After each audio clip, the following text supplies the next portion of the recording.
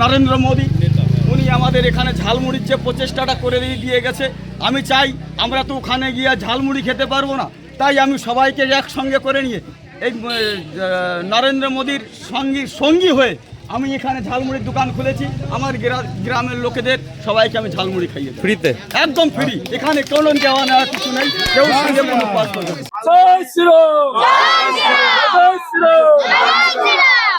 এখন আমাদের পশ্চিমবাংলার আর ওই চটি পরার এখন আর সময় নেই।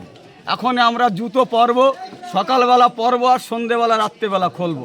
আমাদের সেই উদ্যোগ নিয়েই আমরা আগে বাড়ছি, কারণ আমাদের এই চটি ফটি আমাদের আর চলবে না।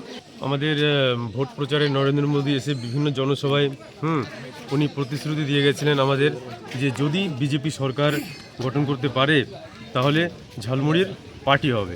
সেই হিসাবে আমাদের এখানে ঝালমুড়ির পার্টি এটা অ্যাকচুয়ালি। সারাদিন আমরা ঝালমুড়ি খেয়ে সবাই কাটাবো। কেন ঝালমুড়ি খাবেন কেন? ওই আমাদের মোদি ঝালমুড়ি খেয়েছিল বলে দিদির ঝাল লেগেছিল। এবার দিদির ঝাল মেটানোর জন্য দিদিকে নিয়ে সবাই, দিদির লোকজন সবাইকে নিয়ে আমরা সবাই মিলে ঝালমুড়ি খাবো আজকে, যাতে দিদির ঝাল কমে নাকি দেখা যায়। ফলো করুন সংবাদ প্রতিদিন ডিজিটাল।